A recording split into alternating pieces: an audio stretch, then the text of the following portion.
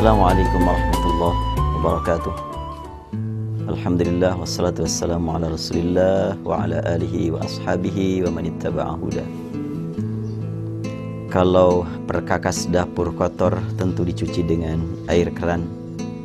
Tapi kalau kolbu kotor tentunya bukan dicuci dengan air biasa, namun dicuci dengan air mata yang keluar karena membaca Al-Quran, karena ingat akan karunia Allah yang belum disyukuri, karena ingat akan kewajiban dari Allah yang belum dilaksanakan dengan benar, karena ingat kepada larangan Allah yang masih dilanggar, karena ingat kepada janji Allah yang belum dikejar, dan karena ingat kepada peringatan Allah yang masih belum diperhatikan.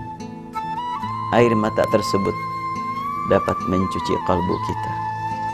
Bagaimana kita lihat akhlak para pendahulu kita, dari sejak zaman Nabi Adam sampai Rasulullah, Nabi terakhir, para sahabat, tabi'in, dan para ulama.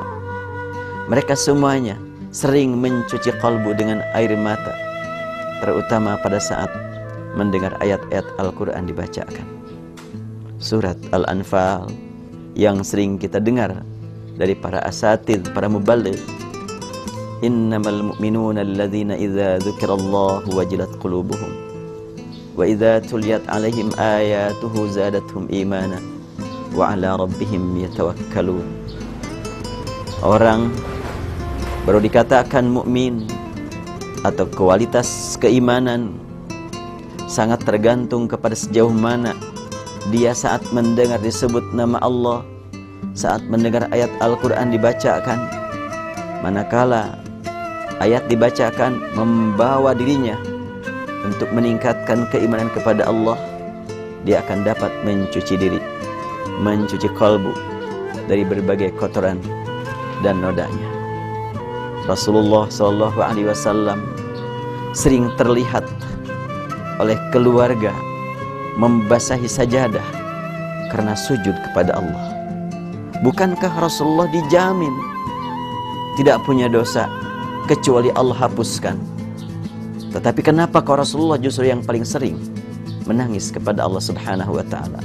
Itulah contoh buat kita bahwa orang yang senantiasa bersih kalbunya tak mungkin membiarkan noda sedikit pun kecuali segera dicucikan kembali, segera dibersihkan kembali. Kaca yang sudah dibersihkan terlihat ada lalat saja kelihatan kotor. Tapi kalau kaca yang sudah kotor memang nempel kecoa saja di situ, tidak kelihatan kotor lagi. Kalbu yang sudah dibersihkan dengan taubat, ternodai sedikit pasti akan terasa janggal, maka akan segera dicuci dengan air mata, nangis kepada Allah Subhanahu wa ta'ala. Al-Quran banyak berbicara tentang tangisan para pendahulu kita. Idza kharru sujjadan, idza yutla alim ayatul rahman kharru sujjadan wa bukiya. Bila dibacakan kepada mereka ayat-ayat Ar-Rahman, kharru sujjadan, mereka tersungkur sujud, wa bukiya, dan menangis yang benar-benar menangis. Tidak sekedar yabkun, tidak sekedar bakina, tetapi bukiya, tangisan yang luar biasa. Ada orang yang berkata, yang penting nangis hati. Iya, nangis hati itu akan terlihat juga di mata. Ada orang yang berkata, nggak perlu tangisan air mata, cengeng amat. Rasulullah SAW gagah perkasa di hadapan kemaksiatan, gagah perkasa di hadapan makhluk, tapi beliau begitu cengengnya di hadapan Allah Subhanahu wa ta'ala. Demikian pula Umar bin Khattab radhiyallahu an, disegani oleh setiap lapisan masyarakat, baik kalangan mukminin ataupun kalangan kafirin.